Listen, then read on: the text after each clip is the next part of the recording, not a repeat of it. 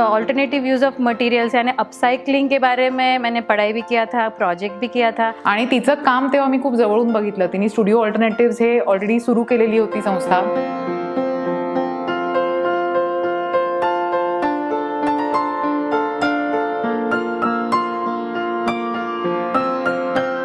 तो मोमेंट असा मला एकदम फार भारी वाटला की अरे हे एक फार वेगळी दृष्टी आहे टाकाऊ वस्तूंकडे बघण्याची. वो करते करते हमारे पास एक बार प्रोजेक्ट आया जो पुराने शिपिंग कंटेनर को कन्वर्ट करके स्पेस बनाना था.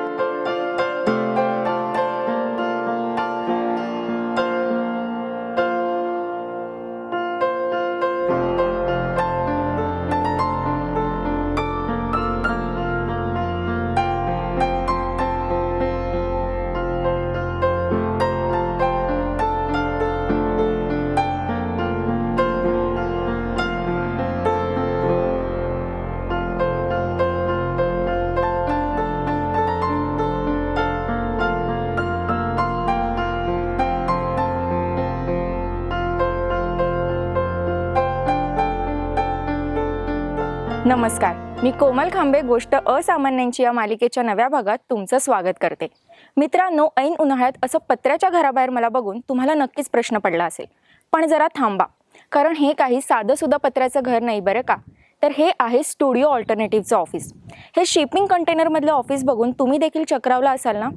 सोनाली आणि धारा या दोन तरुणींनी स्टुडिओ ऑल्टरनेटिव्हद्वारे गेली 10 वर्ष अशा अनेक शिपिंग कंटेनर्सला घर आणि ऑफिसेसचं सुंदर स्वरूप दिले. यासाठी तुम्ही जितके उत्सुक आहात ना तितकीच मीही आहे. चला तर मग आजच्या भागाला सुरुवात करूया आणि या स्टुडिओबद्दल जाणून घेऊया. मैंने ग्रेजुएशन में इंटीरियर डिज़ाइन किया है from school of interior design CEPT Ahmedabad. और उसके बाद मैंने पोस्ट ग्रेजुएशन किया यूके से Kent institute of art and design से. और वो जो मेरा पोस्ट ग्रेजुएशन था उसका सब्जेक्ट रिसर्च कोर्स एंड उसका सब्जेक्ट था alternative use of materials in design. तो वही थीम के ऊपर मेरा पढ़ाई के बाद 6 साल मैंने अलग अलग जॉब किया और उसके बाद ये कॉन्सेप्ट से ही काम करना है करके वो एक स्टुडिओ ऑल्टरनेटिव की सुरुवात करी. माझं ग्रॅज्युएशन इंजिनिअरिंगमध्ये झालं आहे आणि मी नंतर इंजिनिअरिंग करतानाच एक वर्षाचा डिप्लोमा कोर्स होता sustainable management of natural resources ecological society म्हणून पुण्यात संस्था आहे ती घेते. आणि त्या कोर्सनी बऱ्यापैकी माझं थिंकिंग खूप बदललं. म्हणजे प्रत्येक गोष्टीकडे आपण फॉर एक्झाम्पल आपण निसर्गात कुठेही प्रॉफिट्स नाही आहेत आणि आपली अख्खी इकॉनॉमी आणि आपलं अख्खं आयुष्य आपण प्रॉफिट ओरिएंटेड जगतोय. तर हे सगळे रिसोर्सेस लिमिटेड असताना आपण अनलिमिटेड सगळ्या प्रॉफिटचा विचार कसा करू शकतो किंवा अशा एक एन्व्हायरमेंट इकॉनॉमिक्स हा विषय मी तिथे खूप चांगला शिकले. त्यामुळे ते एक माझ्याबरोबर राहिलं कायमचं. आणि मी माझ्या वडिलांबरोबर काम करत होते तेव्हा आमची इंडस्ट्री प्लॅस्टिक्समधली आहे. म्हणजे फायबर ग्लास सारखं मटेरियल आहे जे की रिसायकलिंगसुद्धा होत नाही. आणि मला तेव्हा कायम वाटायचं की आपण एवढं काय काय बनवतोय ज्याचं म्हणजे समजा पॅटर्न्स असतील, मोल्ड्स असतील किंवा नको असलेले जॉब्स असतील तर ते आपण लिगली इन्सिनरेट करणं हे किती योग्य आहे. म्हणजे आपल्याला एक लिगॅलिटीच्या ह्याच्यात राहून आपल्याला वाटतं की मी योग्य ठिकाणी ते मटेरियल पोचवलंय, पण इजंट इट नॉट क्रिमिनल की आपण ज्या मटेरियलचं आयुष्य 100-200 वर्ष आहे त्याचा दुसरं काही आपण वापराचा विचार न करता आज आपण ते फक्त इन्सिनरेट करतोय. तर तेव्हा आम्ही आमच्या फॅक्टरीमध्ये लहान मोठे प्रयोग करायचो. म्हणजे त्याचं रिसायकलिंग काही होता येईल का, चुरा करून त्याचं मिक्सचर्स होतील का. पण मी अंदाजे 2014 धाराला भेटले. आम्ही एका महाराष्ट्र गव्हर्नमेंटचं ग्रीन आयडिया म्हणून स्कीम होती त्याला आम्ही दोघींनी वेगवेगळ्या प्रपोजल्सला अप्लाय केलं होतं आणि अशीच आमची तिथे मिनिस्ट्रीमध्ये ओळख झाली होती. आणि तिचं काम तेव्हा मी खूप जवळून बघितलं. तिने स्टुडिओ ऑल्टरनेटिव्स हे ऑलरेडी सुरू केलेली होती संस्था आणि त्यात ती तिचं इंटिरियरची प्रॅक्टिस करताना त्यातलं जे स्क्रॅप होतं ते वापरून ती छोट्या छोट्या गोष्टी बनवत होती. आणि ते मला असं तो मोमेंट असा मला एकदम फार भारी वाटला की अरे हे एक फार वेगळी दृष्टी आहे टाकाऊ वस्तूंकडे बघण्याची. आणि त्याचं फक्त एक रेग्युलर रिसायकलिंग न करता आपण त्याचा पुनर्वापर एक क्रिएटिव्ह रियूज म्हणून त्याच्याकडे बघू शकतो का, हा एक पर्स्पेक्टिव्ह मिळाला. आणि मग त्याच्यानंतर एक ती इतकी ऑर्गॅनिक पद्धतीने आम्ही जोडल्या गेलो की मी माझ्याकडच्या अनेक गोष्टी तिच्याकडे घेऊन जायचे, आम्ही ते एक्सप्लोर करायचो. आणि फायबर ग्लास सोडून सुद्धा अनेक गोष्टी आम्ही मग काय करता येईल, याचं काय पोटेन्शियल आहे, हे मोठं कसं करता येईल, असं खूप आम्ही गप्पांमध्ये खरं तर हे सगळं सुरू झालं आणि 2017 मग आम्ही ऑफिशियली आमची पार्टनरशिप फर्म काढली. ऑल्टरनेटिव यूज़ ऑफ मटेरियल्स यानी अपसाइकलिंग के बारे में मैंने पढ़ाई भी किया था, प्रोजेक्ट भी किया था और यही कॉन्सेप्ट मुझे प्रैक्टिकल यूज़ में बिज़नेस स्टार्ट करने के लिए यूज़ करना था for a business.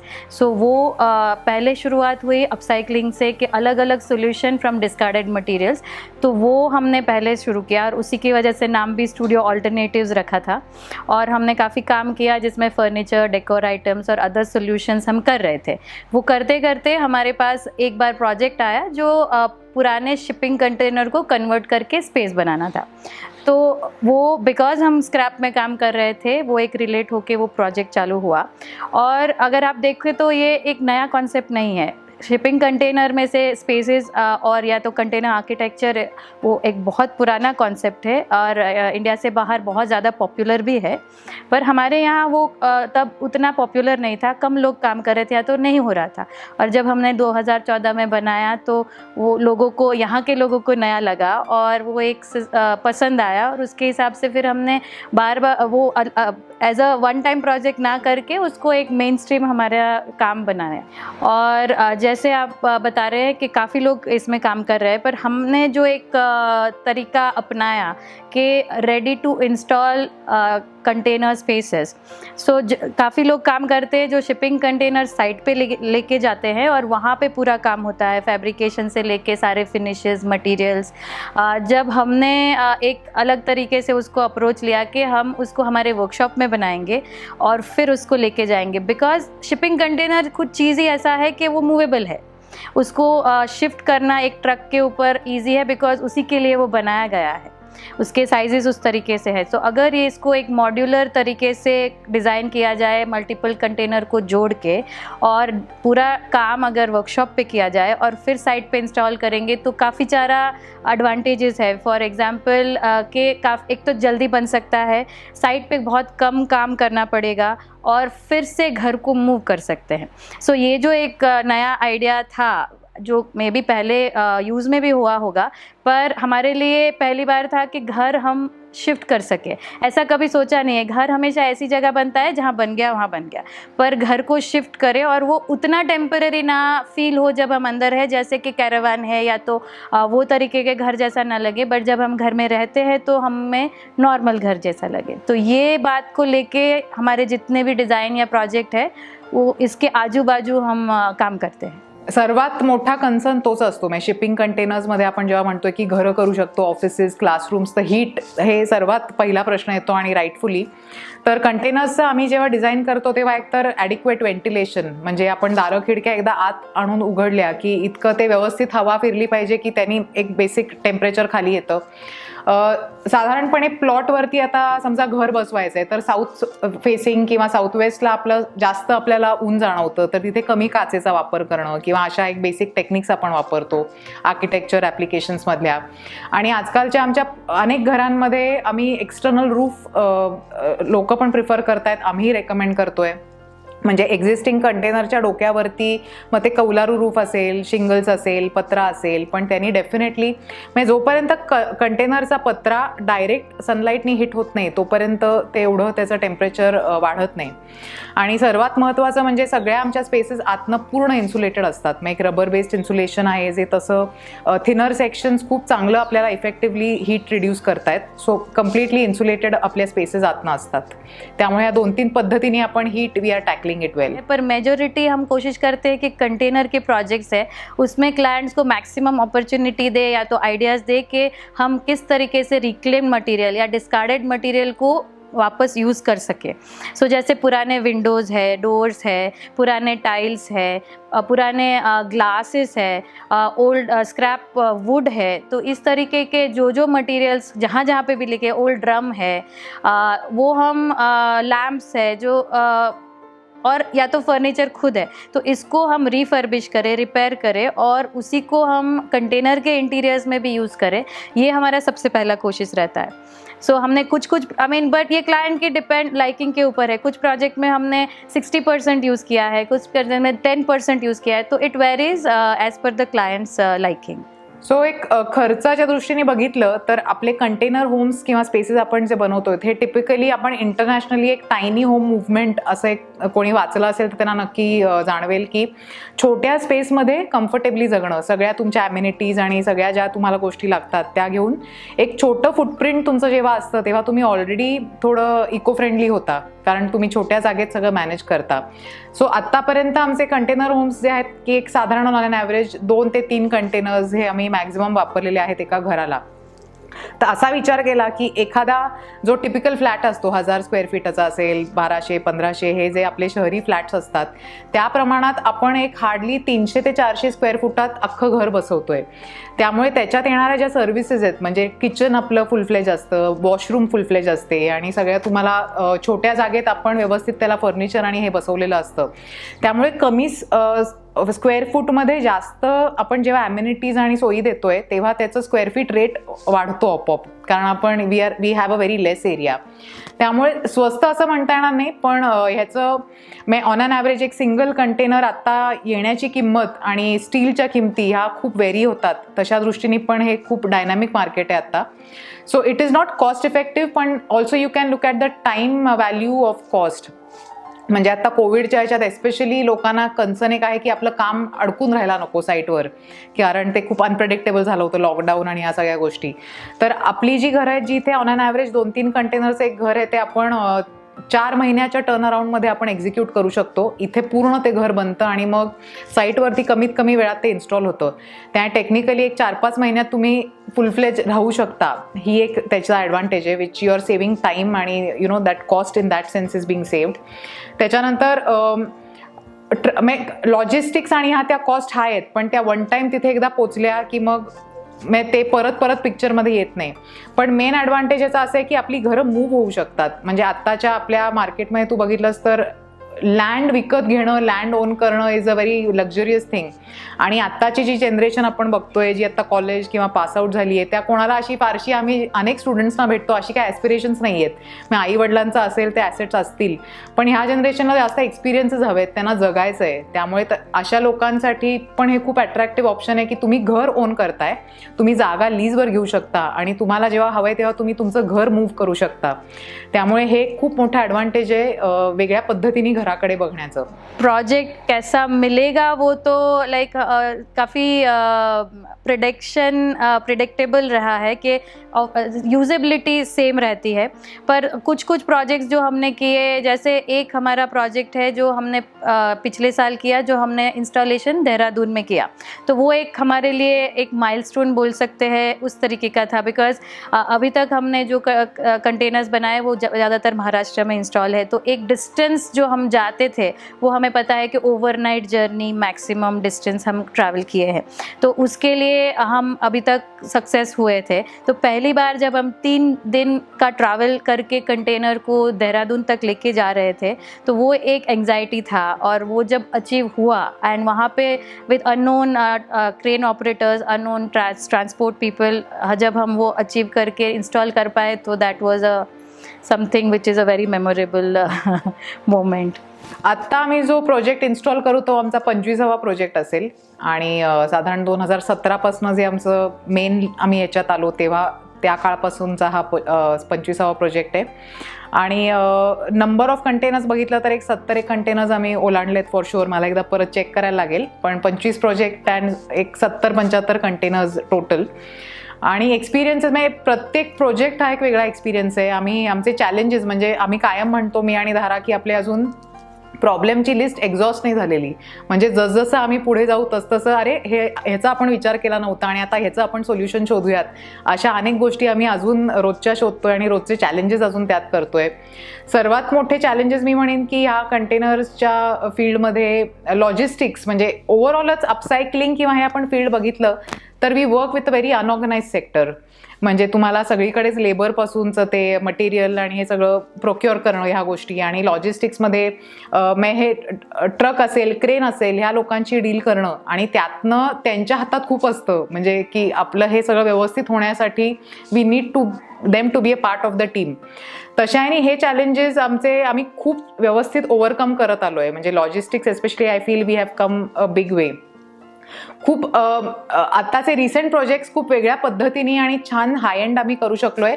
At the same time आमचे सुरुवातीचे आम्ही जे क्लासरूम्स किंवा हे जे प्रोजेक्ट केले ते फार मेमोरेबल होते.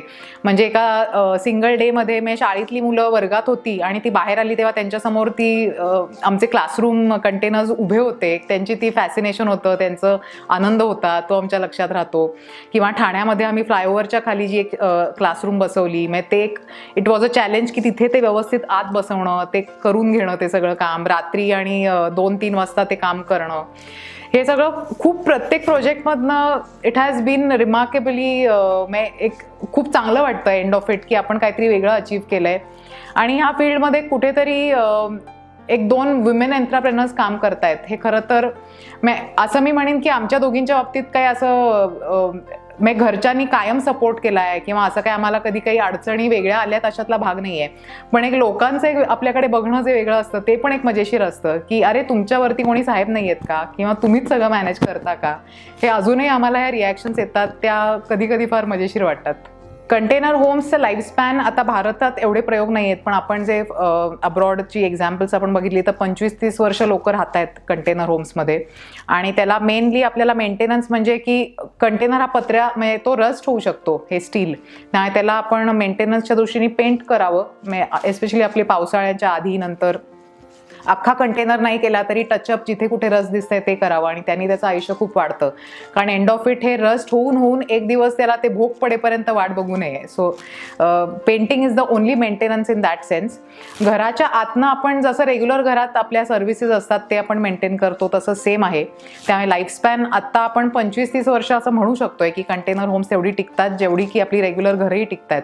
कंटेनर्स आपण मेनली एक फॅक्टर असा आहे की आपण जेव्हा घरं आपली रेग्युलर म्हणजे कुठेतरी आता समजा फार्म हाऊसेसचं आपण एक्झाम्पल घेतलं तर कुठल्या तरी रिमोट ठिकाणी ते कन्स्ट्रक्ट करण्याची जी त्याचे जे कष्ट आहेत, म्हणजे तिथे एक एजन्सी घेऊन जाणं आणि हे सगळं करून घेणं, त्याला लागणारं टाईम ड्युरेशन, अशाने हे तशाने पण हे अफोर्डेबल होतं की तुम्हाला खूप कमी वेळात आणि सगळं रेडी मिळतंय एका ठिकाणी करून. त्यामुळे जागेप्रमाणे खूप फरक पडेल. म्हणजे आता एक कंटेनर होम शहरात करायचं असेल तर ते रेग्युलर कन्स्ट्रक्शनपेक्षा स्वस्त अजिबातच होणार नाही. पण हेच घर समजा मी कुठेतरी रिमोट ठिकाणी करायला गेले तर कदाचित बिकॉज तिथे करण्याची कॉस्ट खूप हाय आहे तर ह्याला थोडं एक ॲडव्हान्टेज मिळू शकतं. पण एक 10-20% फरक असू शकेल. म्हणजे रेग्युलर कन्स्ट्रक्शनपेक्षा हे स्वस्त नक्कीच होत नाही आहे, ऑलमोस्ट सेम प्राइसेसला जातं असंच आपण म्हणू शकतो. एक आमचं ॲक्च्युली स्टुडिओ ऑल्टरनेटिव्हचं विजन तू विचारलंस तर आम्हाला ना we want to build with waste. म्हणजे आम्हाला फक्त कंटेनर्सला रिस्ट्रिक्ट न राहता एनिथिंग ज्याला आपण वेस्ट म्हणतोय, स्क्रॅप म्हणतोय, ते वापरून आपण ॲप्लिकेशन्स त्याची बिल्डिंग साईडला जोपर्यंत आणत नाही तोपर्यंत म्हणावं तसं रियूज होणार नाही. म्हणजे आपण छोटे छोटे काहीतरी आर्टिफॅक्ट्स बनवतो की काहीतरी काय पुस्तक, नोटपॅड, पेन स्टँड्स आणि ह्याच्यात किती कचरा वापरला जाणार आहे एंड ऑफ द डे. त्यामुळे जोपर्यंत त्याची ॲप्लिकेशन्स कंस्ट्रक्शन इंडस्ट्रीला आपल्याला आणता येणार नाहीत कचऱ्याची तोपर्यंत खूप फरक दिसणार नाही आपल्याला.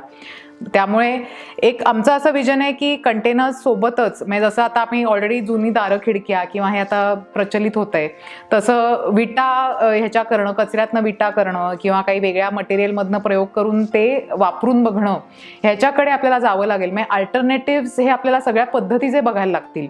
म्हणजे आत्ताचं आपण जे आपली लाईफस्टाईल अशी केली आहे की लिनियर पद्धतीने आपण जगतोय. म्हणजे आपण काहीतरी निर्माण करतोय, ते आपल्याला वापरून झालं की आपण ते टाकतो आणि ते पुढे मोस्टली लँडफिलला जातं. तर जोपर्यंत त्याला सर्क्युलॅरिटी येत नाही की एखादी क्रिएट केलेली वस्तू त्याला सेकंड लाईफ मिळत नाही, त्याला थर्ड लाईफ मिळत नाही.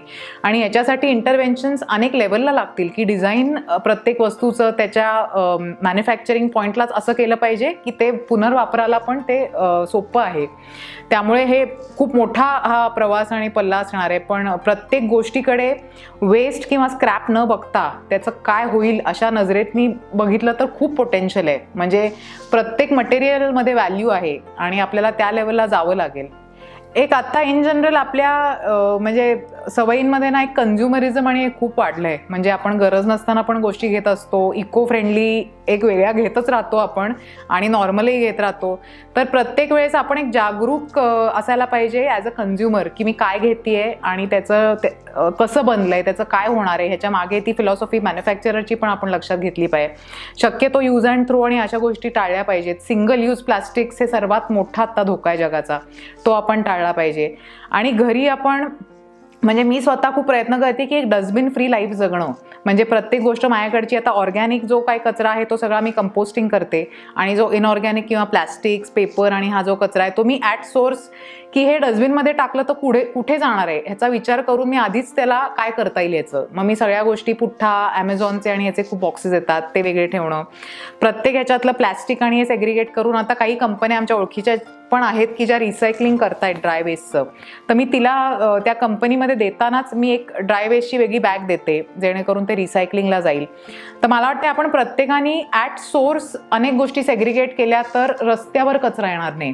म्हणजे आता आपला देश इतका सुंदर आहे, पण आपण जाऊ तिथे इव्हन रिमोट जागांमध्ये आपल्याला प्लॅस्टिक दिसतंय आणि ते अतिशय अनफॉर्च्युनेट आहे. मग कुठे आपण जितकं लांब जाऊ तिथे प्लॅस्टिक आतात घेऊन जातोय आपण. त्यामुळे प्रत्येक ठिकाणी ते आपण ओनअप करणं आणि तो कचरा रस्त्यावर न जाता तो एका स्ट्रीममध्ये जाईल जिथे की तो रिसायकलिंगपर्यंत जाईल. कारण आपण म्हणलं तसं हे खूप अनऑर्गनाइज सेक्टर आहे जिथे रॅक पिकर्स आणि स्क्रॅप डीलर्स आणि ह्यांच्या नेटवर्कमधनं ह्या गोष्टी पुढे सरकतात. तर त्यांच्यापर्यंत पोचू देत आणि ह्या सगळ्यामध्ये एक डिग्निटी राहू देत त्या कामामध्ये. म्हणजे आपण कचरा कोणीतरी वेचतंय आणि त्याच्यातनं व्हॅल्यू शोधतंय, हे किती लॉस ऑफ डिग्निटीवालं काम आहे हे. म्हणजे जी व्यक्ती तुम्हाला अनेक वेळा दिसतं की ती पोती घेऊन लोक फिरत असतात, प्लॅस्टिकच्या बाटल्या आहेत ते शोधत असतात, त्यांना आपण ॲट सोर्स का नाही चांगल्या गोष्टी देऊ शकत? म्हणजे ते प्रोफेशनली सुद्धा आपण का नाही ते ट्रीट करू शकत की मी एक भरून माझं प्लॅस्टिक गार्बेज वेगळं देते. त्यामुळे we have to look at everything. It has to, the job has to have dignity in it which is absent right now. त्यामुळे आपण प्रत्येकाने घरी की मला डस्टबिन करायची नाही आहे आणि हे मी कसं वेस्टच्या स्ट्रीममध्ये न जाता कुठेतरी त्याला सर्क्युलॅरिटी देता येईल ह्याचा थोडा विचार केला तर मग सप्लाय डिमांडप्रमाणे सोल्युशन्स पण निघतील. म्हणजे आत्ता कसं आहे की लोक म्हणतात की मला सेग्रिगेटेड स्क्रॅप मिळत नाही आहे तर मी रिसायकल करू शकत नाही आहे. पण एवढं आपण सेग्रिगेट करू शकलो तर अनेक रिसायकलिंग मॅन्युफॅक्चरर्स येऊ शकतात पिक्चरमध्ये की ज्यांना आता मिळत नाही आहे सेग्रिगेटेड कचरा. मित्रांनो, स्टुडिओ ऑल्टरनेटिव्हमध्ये फक्त शिपिंग कंटेनरचा कायापालटच केला जात नाही, तर इथे प्रत्येक टाकाऊ गोष्टीपासून टिकाऊ आणि क्रिएटिव्ह इंटेरियरची निर्मितीही केली जाते. अशीच हटके गोष्ट घेऊन येत आहोत पुढील भागात, तेव्हा पाहायला विसरू नका गोष्ट असामान्यांची फक्त लोकसत्ता लाईव्हवर.